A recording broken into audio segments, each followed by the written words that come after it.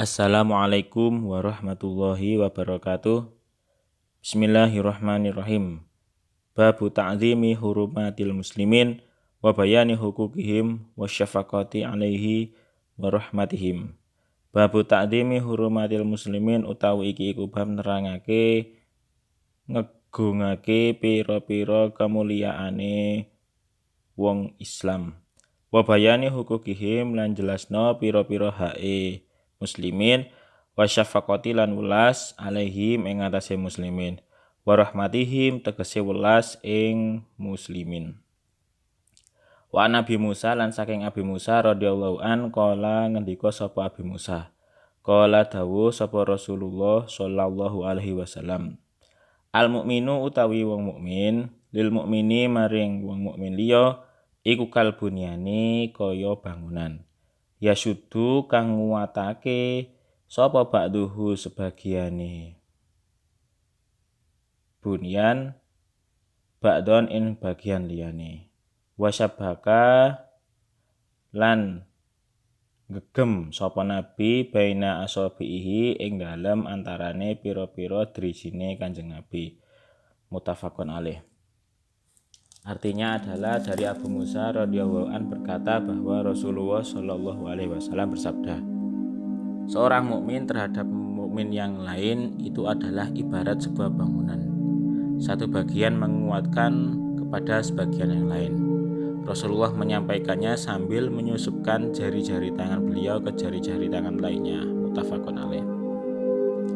Pelajaran yang bisa kita ambil dari hadis ini nomor 1. Anjuran agar sesama muslim saling membantu karena mereka ibarat suatu bangunan dan sebuah bangunan tidak akan bermanfaat jika komponen-komponen yang ada padanya tidak saling memperkuat. Islam sebagai agama yang sempurna telah mengajarkan budaya untuk saling membantu dan menolong antar sesama. Sesungguhnya membantu dan menolong orang lain dari kesulitan itu manfaatnya akan kembali kepada diri kita sendiri. Dan sebagai makhluk sosial, manusia tidak mampu hidup sendiri dan akan selalu membutuhkan bantuan orang lain. Sudah menjadi kodratnya bahwa manusia diciptakan untuk bisa saling tolong-menolong dan membantu satu sama lain yang sedang mengalami kesulitan. Aktivitas tolong-menolong dalam kebaikan akan menimbulkan hubungan timbal balik yang positif. Di sisi lain, tolong-menolong merupakan hasil dari keteraturan sosial. Di samping itu ada fadilah atau keutamaan yang harus diketahui oleh umat manusia. Keutamaan membantu orang lain menurut Imam Al-Ghazali dalam kitabnya Mukasyafatul Qulub adalah sebagai berikut. Nomor 1, akan mendapatkan pahala seperti pahalanya orang yang berperang membela kedaulatan agama. Seperti yang disabdakan oleh Kanjeng Nabi, man masya fi auni ahihi wa manfaatihi falahu sawabul mujahidina fi sabilillah. Barang siapa yang berjalan dalam rangka menolong dan memberikan manfaat kepada saudaranya, maka ia mendapatkan pahala seperti pahalanya orang-orang yang berperang visa di jalan Allah. Yang nomor 2, mendapatkan pembebasan dari siksa neraka dan nifak. Seperti sabda Nabi, man sa'a li akhihi al-muslimi fi hajatin faqudiyat lahu aw lam taqdi wa farallahu lahu ma taqaddama min dzambihi wa ma ta'akhkhara wa kataba lahu bara'atun minan nar wa bara'atun minan nifaq. Barang siapa yang berjalan dalam rangka membantu kebutuhan saudaranya yang muslim, baik kebutuhan atau hajatnya terlaksana maupun tidak terlaksana, maka Allah akan mengampuni dosa-dosa yang terdahulu maupun yang akan datang. Dan Allah mencatat baginya 2 pembebasan, yaitu pembebasan dari neraka dan pembebasan dari kemunafikan. Yang nomor 3, setiap langkah dibalas dengan 70 kebaikan dan dijauhkan dari 70 kejelekan. Seperti sabda Nabi, man masya fi hajati ahihi al-muslimi kataballahu lahu bi kulli khutwatin sab'ina hasanah wa kafara anhu sab'ina sayyi'at. Barang siapa yang berjalan dalam rangka memenuhi hajat saudaranya yang muslim, maka setiap satu langkah akan dibalas dengan 70 kebaikan dan dijauhkan dari 70 kejelekan. Yang nomor 4 adalah dosa-dosanya dihapus seperti bayi yang baru lahir. Seperti sabda Nabi, fa'in qudiyat hajatuhu ala yadaihi kharaja min dzunubi kayaumi waladathu ummuhu. Jika ia melaksanakan hajat atau membantu temannya, saudaranya, maka ia keluar dalam keadaan bersih dari dosa-dosa seperti bayi yang baru dilahirkan oleh ibunya. Yang nomor 5, jika ia meninggal dalam keadaan ia membantu orang lain, maka ia akan masuk surga tanpa hitungan amal. Seperti sabda Nabi, "Fa'in mata fi hilali dzalika dakhalal jannah bighairi hisab." Maka jika ia meninggal dalam keadaan atau membantu saudaranya tersebut, maka ia masuk surga tanpa hisab. Pelajaran yang nomor 2, seorang mukmin harus bekerja sama dengan mukmin yang lain, baik berkaitan dengan urusan dunia maupun urusan akhirat. Kalau tidak, mereka akan menuai kehancuran. Persaudaraan merupakan hal yang sangat penting dalam agama Islam. Hal itu berhubungan erat dengan keimanan seseorang. Di dalam ajaran Islam, persaudaraan bukan hanya menyangkut hubungan antar dua orang atau lebih secara horizontal, tetapi juga menyangkut keimanan dan ketaatan seseorang terhadap Allah Ta'ala. A'udzubillahi minasyaitonirrajim. Bismillahirrahmanirrahim. Innamal mu'minuna ikhwatun fa aslihu baina akhawaykum wattaqullaha la'allakum turhamun. Sesungguhnya orang-orang yang beriman itu bersaudara, sebab itu damaikanlah atau perbaikilah hubungan antara kedua saudaramu dan takutlah terhadap Allah supaya kamu mendapatkan rahmat. Surat Al-Hujurat ayat 10. Di dalam ayat tersebut Allah menggunakan lafaz ikhwatun untuk menyebut persaudaraan antar mukmin. Padahal lafaz ikhwatun dalam bahasa Arab berarti saudara kandung. Untuk menyebut persaudaraan dengan orang lain yang bukan saudara kandung sepadan dengan kata persahabatan atau pertemanan. Di dalam bahasa Arab digunakan lafaz ikhwanun. Hal ini mengindikasikan bahwa berdasarkan tuntunan Al-Quran, seyogianya setiap mukmin itu menganggap dan memperlakukan mukmin yang lain sebagai saudara kandungnya sendiri. Hendaknya setiap mukmin senantiasa berusaha menumbuhkan, memupuk dan menjaga persaudaraan dengan mukmin lainnya, layaknya ia melakukan upaya tersebut terhadap saudara kandungnya. Allah Ta'ala, Rasulullah, para sahabat, tabi'in, dan ulama telah memberikan petunjuk sekaligus teladan bagaimana cara menumbuhkan, memupuk, dan menjaga persaudaraan antara orang yang beriman. Yaitu nomor 1, dengan menyadari bahwa Allah Ta'ala menciptakan manusia dengan karakter yang berbeda-beda. Perbedaan adalah sunatullah. Adanya manusia dengan wajah, bentuk, warna, kulit, karakter, watak, dan tabiat yang berbeda adalah salah satu kehendak ilahi yang selayaknya kita sadari. Hal ini penting agar kita tidak selalu berharap atau bahkan memaksa orang lain agar senantiasa sependapat dengan kita. Justru sebaiknya kita belajar untuk memahami orang lain, memahami latar belakang kehidupannya, tabiat dan wataknya, kesenangannya, hal-hal yang dia tidak sukai, dan kecenderungannya. Dengan menyadari bahwa tidak semua manusia sama dan mencoba memahami kepribadian orang lain. Dalam hal ini, saudara sesama mukmin, insya Allah kita akan siap membangun hubungan persaudaraan dengan setiap orang yang beriman. Nomor 2, menebar salam. Salam merupakan pembuka pintu persaudaraan. Salam merupakan simpul awal dari sebuah tali persaudaraan yang kuat. Salam merupakan sarana untuk menumbuhkan rasa saling mencintai di kalbu orang-orang yang beriman.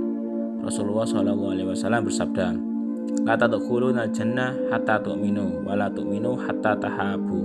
Aula adullukum ala syai' idza fa'altumuhu tahabbatum. Afashu as-salama bainakum."